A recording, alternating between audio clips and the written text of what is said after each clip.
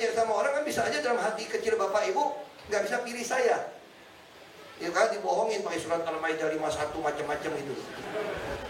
Itu hak Bapak Ibu. Ya. Jadi kalau Bapak Ibu perasaan nggak bisa pilih nih, karena saya takut masuk neraka, dibodohin gitu ya, nggak apa-apa. Karena ini kan panggilan pribadi Bapak Ibu. Program ini jalan saja.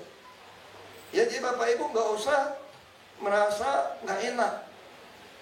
Dalam nuraninya nggak bisa pilih Ahok, nggak suka sama Ahok nih. Tapi programnya gue kalau terima, gue nggak enak dong sama dia, utang budi. Jangan. Kalau Bapak Ibu punya perasaan nggak enak, nanti mati pelan-pelan, kena stroke. Jadi bukan anggap. Ini semua adalah hak Bapak Ibu sebagai warga DKI. Kebetulan saya gubernur mempunyai program ini. Ini tidak ada hubungannya dengan perasaan Bapak Ibu mau pilih siapa. Ya, saya kira itu.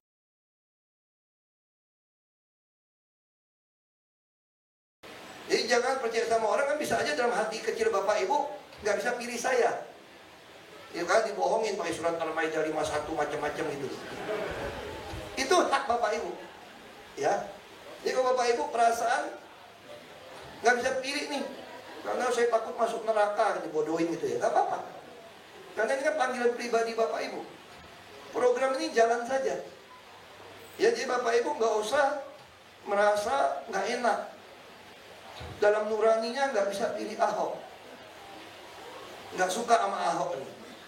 Tapi programnya gue kalau terima, gue nggak enak dong sama dia, utang budi. Jangan. Kalau Bapak Ibu punya perasaan nggak enak, nanti mati pelan-pelan, kena stroke. Jadi bukan anggap. Ini semua adalah hak Bapak Ibu sebagai warga DKI. Kebetulan saya gubernur mempunyai program ini.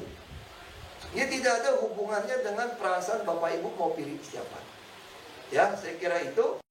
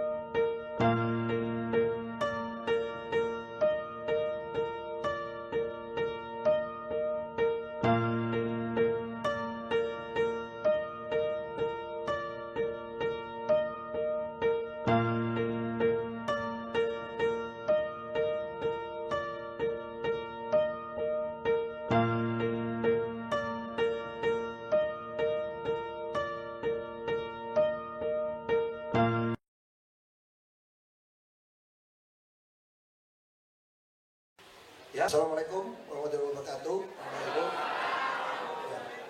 Ini yang saya hormati anggota DPR RI dari Dapil DKI, anggota DPRD DKI, ada Pak Bupati, tentu juga Kepala Dinas, Kepala Biro, juga bapak-bapak dari Kelautan Perikanan ya. Untuk semua tokoh masyarakat yang hadir dari tempat ini, yang bisa saya sebut satu persatu semua. Sekali lagi selamat pagi semua. Saya kalau ke Pulau Seribu, saya bilang saya pasti ingat kampung saya. Oke, waktu saya turun, saya lihat Pak Lurah, saya panggil Pak Kades. Karena tahunya Kades.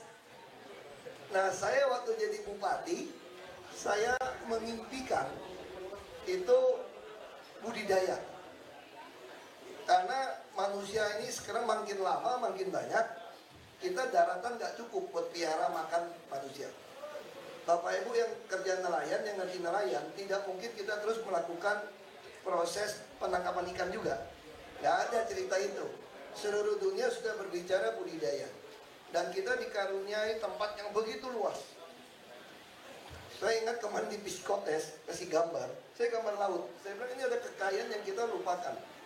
Saya duduk di Belitung, nggak ada orang yang kerja. Jauh jaraknya. Ini jaraknya ke Jakarta gitu dekat. Orang kan suka bicara gitu ya. Kemana saja saya ditugaskan saya mau. Asal masih bisa lihat Monas, kira-kira gitu. Itu maksudnya kerja di kantor yang mahal gitu loh. Ya, kalau kita dulu kerja waktu sekolah lulus tuh begitu bilangnya. Saya bersedia Pak, ditempatkan kerja di mana saja Pak. Masih tanda tangan, asal masih lihat Monas ya Pak ya. Nggak taruh di Papua kan repot saya Pak. Jadi sekarang bayangkan orang Pulau Seribu bisa dekat ke Jakarta. Saya dulu punya teman kerja di Pulau Belitung, ada pulau-pulau kecil lagi. Dia punya tanaman pisang Ambon, pisang raja, pisang kepok itu sampai busuk. Sampai dia bisa berbulan-bulan tidak makan nasi. Kenapa? Sayang itu pisang. Dia makan pisang sama ikan selama kerja di sana. Kenapa? Karena pisangnya nggak mungkin charter kapal untuk dibawa ke Jakarta jual. Nah sekarang orang Pulau Seribu, kita November akan datang kapal lagi yang besar seperti yang sekarang punya nih. Apa sih kapal itu? Sabuk Nusantara. November akan masuk lagi, saya pengen tiap pagi dari Jakarta ke Pulau Seribu, dari Pulau Seribu ke Jakarta. Jadi ada dua. Ini bawa barang semua murah. 1 tonnya cuma 5.000. Jadi 5 rupiah per kilo kalau bawa barang. Jadi saya ingin Bapak Ibu ada hasil apapun bisa kerja dengan baik. Tanaman apapun bisa. Mau tanam daun kelor bisa. Saya juga lagi bilang sama Pak Darjamuni tadi. Saya bilang pulau ini, pengalaman saya di Belitung, kalau pulau yang terpencil, terisolasi, boleh piara ayam, boleh piara telur. Itu perdanya salah tuh, saya bilang aturannya itu. Piara ayam jarang kena sampar kalau di pulau. Dan pengalaman kami, telur yang ayam yang dilepas di pulau ini, dikelola oleh ayam kampung, biasa tuh baik. Nah kita mesti masuk ke situ, dan nanti siapa? Nah sama kayak budidaya, tapi kita ada aturan main. Saya bilang juga sama Pak Darjamuni, saya orangnya sederhana saja. Sederhana begini, kalau Bapak Ibu nggak mau rajin, nggak mau kerja, out aja udah, nggak usah banyak ngomong sama saya. Keluar aja udah. Lalu kalau saya nggak makan gimana? Gue piara lu makan 3 kali sehari, lu udah tahan. Tapi gue kurung di panti. Kita lagi bangun di Cianjur, Tangerang. Jadi kalau aku nggak mau kerja, nggak bisa makan. Sini anakmu saya sekolahin. Terus saya mau ngapain? Kok kurungnya lu kasih makan gratis 3 kali? Tapi yang mau kerja harus. Kita juga tidak ingin per kelompok bagi rata. Untuk mulai awal, saya sudah minta diubah sistemnya.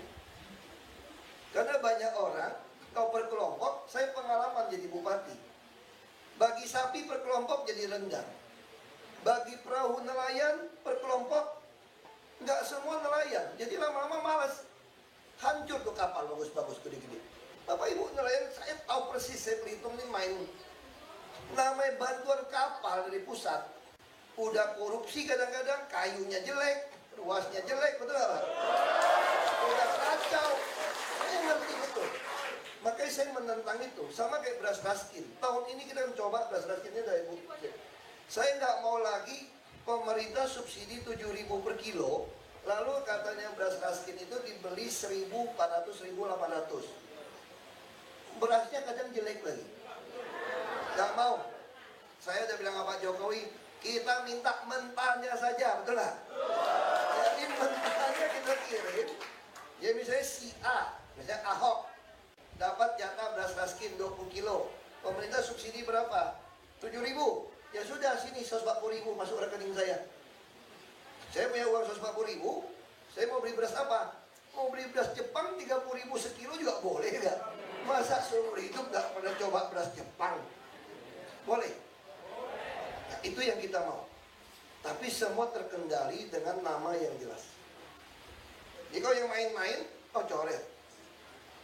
Saya selalu tegaskan sama Bapak Ibu juga, jangan juga terpengaruh. Ini urusan dekat pilkada ya. Saya mau ingatin, kalau ada yang lebih baik dari saya, kerja lebih benar dari saya, lebih jujur dari saya, Bapak Ibu jangan pilih saya.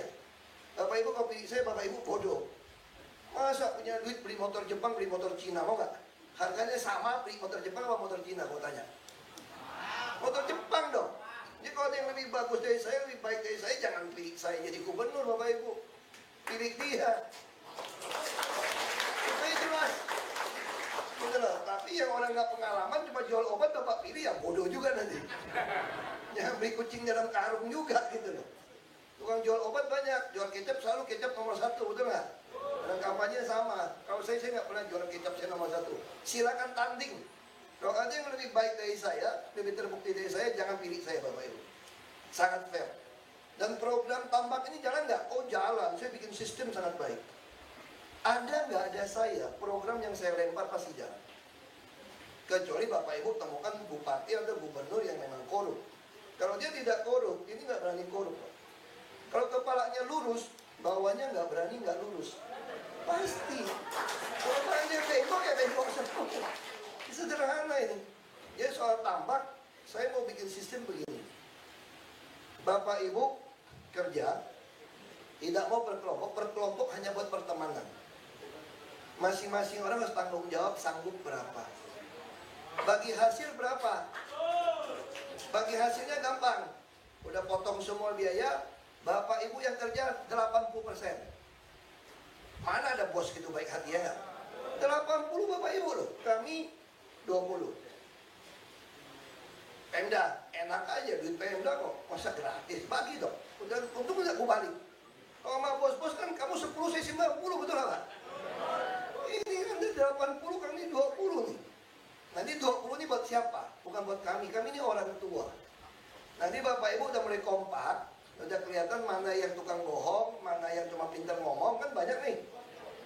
Cuma minta jatah, kan banyak nih orang nih. Nanti mulai kelihatan mana yang rajin, mana yang pintar. Pasti biasa orang yang rajin, yang jujur tuh berteman sama yang jujur. Yang ngerokok pasti teman sama yang ngerokok, yang nggak ngerokok berteman sama yang nggak ngerokok, kira-kira gitu kan. Nanti mulai berkelompok, kita akan bentukkan koperasi. Tapi koperasi bukan kepala untung duluan, nggak ada. Jadi koperasi kita ini harus dari pertemanan tadi. Bapak Ibu seleksi anggota yang jujur, yang baik. Kalau yang nggak jujur, yang nggak baik, yang nggak produksi, tampaknya buang. Nggak usah diajak. Nggak usah takut dia kelaparan, percaya sama saya. Orang malas itu jarang yang mati kelaparan, dong. Karena dia nggak malu, pasti dia minta makan. Dia nggak usah pusingin orang-orang kayak gitu. Nah lalu koperasi inilah 20% PEM dari kami nanti. Keuntungan tadi kami akan bagikan ke koperasi. Kami nggak ambil uang, tapi sekarang nggak bisa. Karena kami nggak tahu siapa. Kalau bentuk koperasi dulu, KUD itu langsung. Kepala untung duluan, bukan koperasi unit desa tuh. Kepala untung duluan. Pengalaman, sekarang saya tanya Bapak Ibu, ada berapa banyak koperasi kita yang sukses berhasil? Bikin anggotanya makmur. Tapi kalau koperasi didirikan dari pembudidaya yang jujur dan rajin, dia pribadi dapat 80% udah kaya, lalu 20% ditaruh di koperasi yang dia juga anggota di dalamnya. Makanya saya sengaja buat DPR RI, saya ingin kalau ini berhasil, ini dicontek seluruh Indonesia. Kita juga harap bahwa DPRD nanti bukan cuma ini. Lalu bagaimana ibu-ibu? Ini sedikit provokator ya. Saya juga suami kan, saya juga laki-laki kok. Kita juga, tapi kadang-kadang yang lebih rajin jujur itu ibu-ibu kalau kita. Jadi budidaya ini bila perlu kalau lakinya malas, kasih ke istrinya saja. Kalau parti semua ya. Supaya suami nggak boleh macam-macam, ibunya punya duit kaya loh. Lu nggak pulang juga nggak apa-apa. Ya nggak perlu ganti pemain baru ya nggak? Punya duit. Jadi ini zaman emansipasi ini nggak mudah di suami sama istri ini. Lu macam-macam lu ditinggal juga loh. Jadi mesti ada keseimbangan. Jadi ini mesti, kalau ibu-ibu mau, kenapa saya berani tawarkan semua ke bapak ibu, asal yang rajin yang mau kerja ya. Bapak aja keluar ke sini mandangnya laut gitu luas, nggak usah beli nih tanah. Nanti kalau semua tambak berhasil, kita akan bangun pasar, bangun cold storage di sini. Nanti orang mau ekspor ikan pun bisa langsung jemput ke Pulau Seribu. Dan berarti dia berani beli dengan harga yang lebih tinggi. Belum lagi turis. Kita ada tempat mau bangun resort, silakan. Kalau pribadi silakan. Turis-turis akan datang.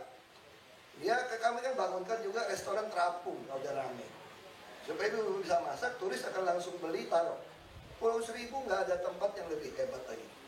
Dekat ibu kota 1 jam saja udah setengah jam dari laut yang bagus. Maldives masih jauh. Jadi saya harap Bapak Ibu manfaatkan kesempatan ini. Kita soal piara ayam, telur juga harus dipikirkan isolasi. Karena kita butuh makanan banyak. Tiap hari orang lahir gitu banyak. Yang lahir sama yang mati nih, lebih baik yang lahir sekarang. Kacau kan? Kalau dia imbang nggak apa-apa. Apa sekarang orang Jakarta nih, orang Jakarta kalau begitu lahir sekarang ya, orang Pulau Seribu saya lahir, dia bisa hidup rata-rata 76 tahun sekarang. Orang kalau di Jakarta Selatan 79 tahun. Jadi sekarang indeks pembangunan manusia kita tinggi sekali. Ya, ini pembangunan manusia itu ada hitung berapa lama dia sekolah. Sekarang Jakarta rata-rata sekolah 10 tahun. Dulu Jogja lebih bagus.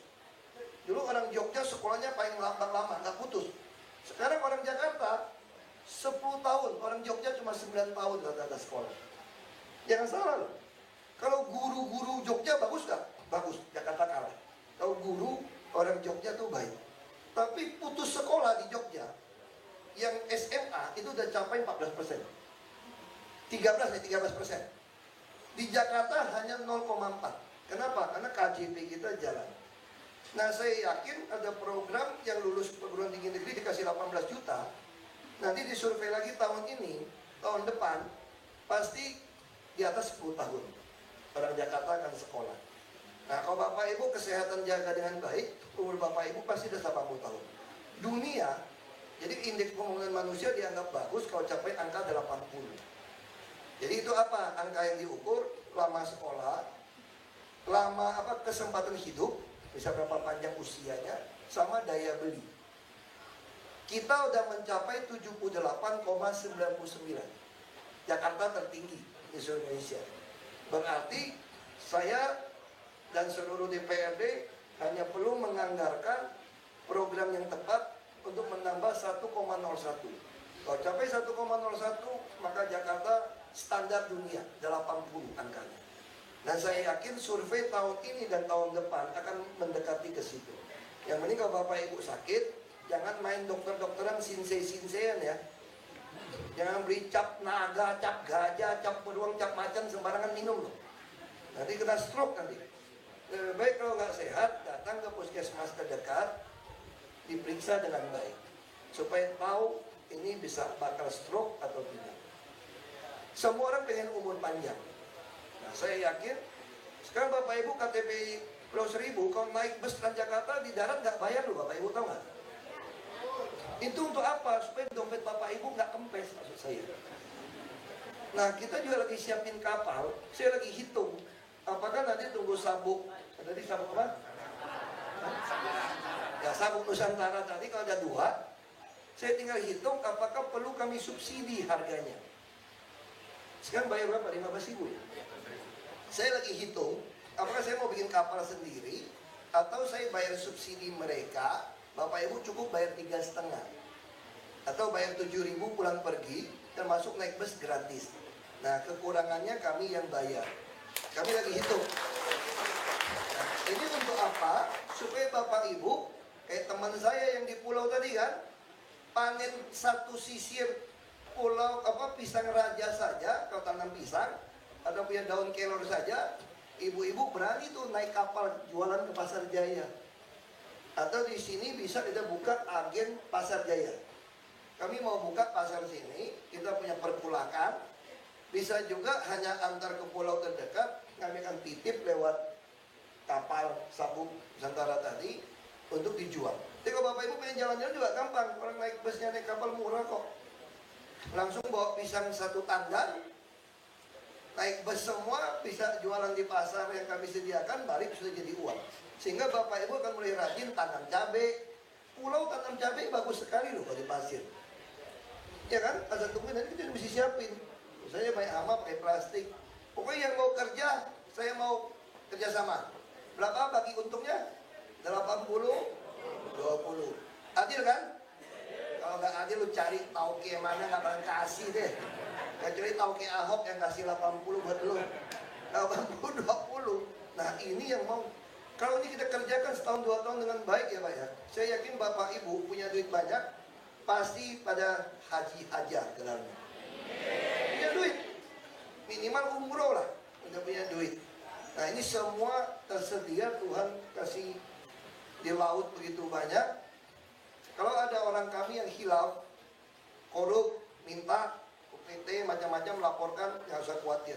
Langsung kita berhentikan sebagai PNS. Nah, tinggal lapor, SMS kami, udahlah. Aku paling senang berhentiin PNS yang nakal. Karena gaji PNS DKI terlalu mahal soalnya. Yang paling rendah dapat 13 juta sebulan. Jadi kalau diberhentikan lumayan, berhenti 1000 hemat 13 miliar sebulan. Kalau 13 miliar sebulan dibikinin tambak, budidaya, sampai bingung nyari orang. Benar Pak Bupati? Saya aja suka ngancam Pak Bupati. Kalau Bupati kerja nggak bener nih, gue mau bubarin Bupati di Belitung, di Pulau Seribu, gue jadiin camat aja sini. Ngapain biara Bupati nggak ada guna, betul lah? Aku mau bubarin. Jadi Pulau Seribu kita minta, makanya aku buat DPR, ubah undang-undangnya DKI Jakarta tidak ada Kabupaten Pulau Seribu. Kamu cuma 20.000 orang lebih, ngapain diurusin orang itu banyak? Habisin ratusan miliar. Mendingan semua aku kirimin duit mentahnya ke orang Pulau Seribu daripada banyak urusan pejabat. Ini pikiran dagang aja. Saya ini orang dagang, saya pikir dagang aja. Sekarang anggaran berapa Pulau Seribu? 400 M, 400 M, 400 miliar setahun. Orang Pulau Seribu cuma 20 ribuan ya, 24 ribu. Kalau mau bagi 10 juta, 240 M. Ya setahun gue kasih 20 juta, satu orang gue makmur semua. Bubarin kabupatennya. Tapi nggak benar lah. Kita bernegara nggak benar. Cuma kalau dia macam-macam, gue lakuin nih. Nah ini jadi kita saling jaga. Jadi Bapak Ibu juga nggak usah khawatir. Ini pemilihan kan dimajuin. Jadi kalau saya tidak terpilih pun Bapak Ibu, saya berhentinya Oktober 2017. Jadi kalau program ini kita jalankan dengan baik pun, Bapak Ibu masih sempat panen sama saya. Sekalipun saya tidak terpilih jadi gubernur. Jadi saya ingin cerita ini supaya Bapak Ibu semangat. Jadi nggak usah pikiran, nanti kalau nggak kepilih pasti Ahok programnya bubar. Enggak, saya sampai Oktober 2017. Jadi jangan percaya sama orang, kan bisa aja dalam hati kecil Bapak Ibu nggak bisa pilih saya. Ya kan dibohongin pakai surat Al-Maidah 51 macam-macam itu. Itu hak Bapak Ibu. Ya. Jadi kalau Bapak Ibu perasaan nggak bisa pilih nih, karena saya takut masuk neraka, dibodohin gitu ya, nggak apa-apa. Karena ini kan panggilan pribadi Bapak Ibu. Program ini jalan saja. Ya jadi Bapak Ibu nggak usah merasa nggak enak. Dalam nuraninya nggak bisa pilih Ahok. Nggak suka sama Ahok nih. Tapi programnya gue kalau terima, gue nggak enak dong sama dia, utang budi. Jangan. Kalau Bapak Ibu punya perasaan nggak enak, nanti mati pelan-pelan, kena stroke. Jadi bukan anggap. Ini semua adalah hak Bapak Ibu sebagai warga DKI. Kebetulan saya gubernur mempunyai program ini. Dia tidak ada hubungannya dengan perasaan Bapak Ibu mau pilih siapa. Ya, saya kira itu. Kalau yang benci sama saya, jangan emosi terus dicolok. Waktu pemilihan colok foto saya. Wah, jadi kepilih lagi saya. Jadi kalau benci sama saya, coloknya mesti berkali-kali baru batal. Kalau cuma colok sekali, kepilih loh gue. Saya kira itu. Silakan kalau mau tanya. Terima kasih.